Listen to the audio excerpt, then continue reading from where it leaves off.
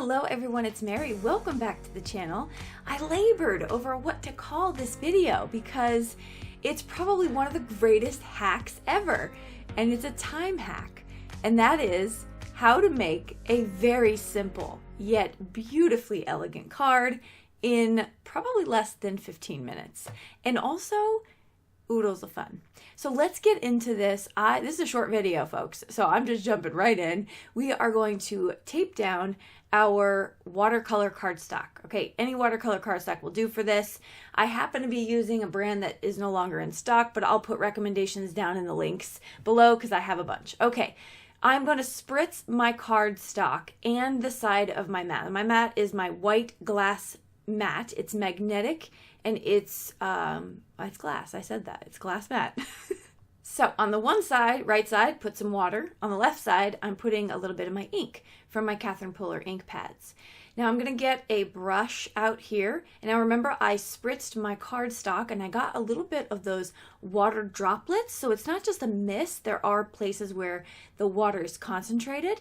And I'm just going to put my brush into the water on the right, and I'm going to dip it into the color on the left. Now notice I don't have a lot of supplies. You might not be like me, but on occasion I don't watercolor because I'm too lazy to go fill up a water cup.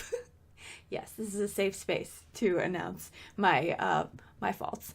So this right here, this little hack, you just put it right down on your glass mat, whatever mat you're using, and you just go to town. It's so much fun. And I'm not using a ton of ink. I'm not using a ton of water. It's just really, really fun to watch it kind of wick away, and you get to mix it a little bit. Now, how do I clean off my brush in between? I just spritz it with water right there, and then I kind of rub it back and forth on the glass mat. So we are really hacking our time here in the best way possible. So I get down what I feel like, this is my second card I'm doing. I'm going to show you the first one in a second, very similar, but I get down a good layer. These Catherine Puller inks do not, the colors I chose, they don't fade back a whole lot. They really deepen. So this is only one layer of ink right here. This is the first panel I made off camera. And so I love it. It's so, so pretty. So all the colors and supplies I use will be linked below if you're curious about what exact combination I'm using. All right, so I have that, and you know me. I'm not going to waste that beautiful ink there on the left, so I'm going to spritz my cardstock, another piece. I'm going to, oh, I didn't spritz. I thought I was going to spritz the actual ink. I didn't spritz it. But because my cardstock is wet, it's going to sort of mix and blend it. Now this is the background that I got. All right, we'll freeze frame that for a second so you can see. Very fast, very cute. Putting it in my pile. I'll use it one day, someday.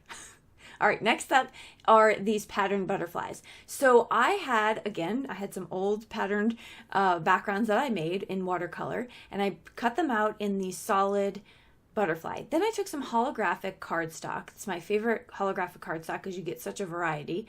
And I cut out the pattern piece, and then I glued it to the bottom. So that's what I'm going to be using for part of my card. Okay, the next step in this super easy card making is to take this love die. Any large die that you have would work for this technique.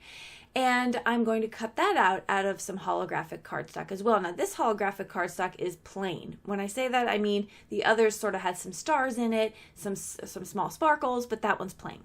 I'm going to heat set my cardstock, and it's a little warped. So I'm going to show you a tip to dewarpify it. Two of the ways I do it super quick is to use either double-sided foam adhesive or double-sided adhesive. Today I'm going to go with the foam, and so I just cut it to size. I have this 2-inch foam here, and I'm going to place that directly down onto the back of the panel. When I do that, I'm sort of making sure that the panel is laying flat as I'm pushing the foam tape down. And already it's looking way better. But now we're going to line it up on our card panel, because before I start assembling or putting the dies on and whatnot, I want everything on the card base, because I'm going to be using some pops of color, which means they're wet, and I don't want to have to put it on a base. So here's my trick that a lot of us use. I'm pulling out my Misty, anything with an edge, and you can line up your base and your panel perfectly by using that edge right in there. And I noticed that, I don't know what was going on the day I cut all my card panels down, but I'm off by a little bit, and so I just trimmed that up, and now we are good to go. All right, so I have my card base ready. And quite honestly, there is zero warping right now on this. So it's a really fast way. You can also put it on under some books and whatnot, but this is really fast. I'm going to use some artiste glue from scrapbook.com with the precision tip. I'm going to place that right down onto my panel. And now I'm just getting out some things for embellishments. The first up I wanted to show you, I'm going to be using black pops of color, but scrapbook.com is now offering the pops of color in a ginormous bottle. So should you find yourself needing this much pops of color, they now sell it in the glitter snowflake, the pearl satin white, and the black.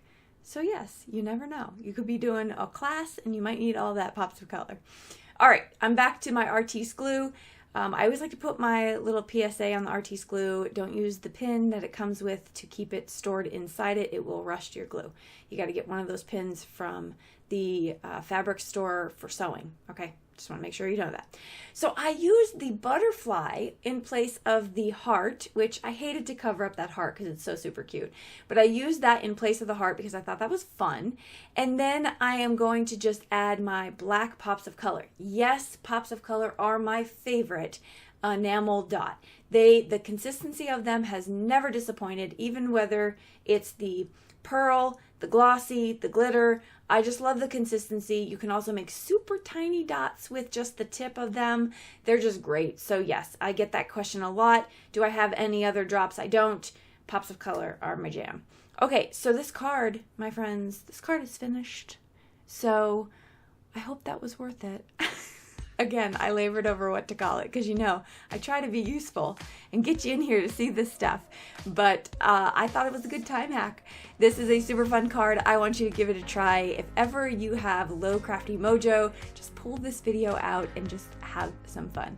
I will link everything I used in the description box below this video. You can also sign up for my email list and catch me on other social media platforms with the link below. I will see you all in the comments down below and in the next video. Bye-bye.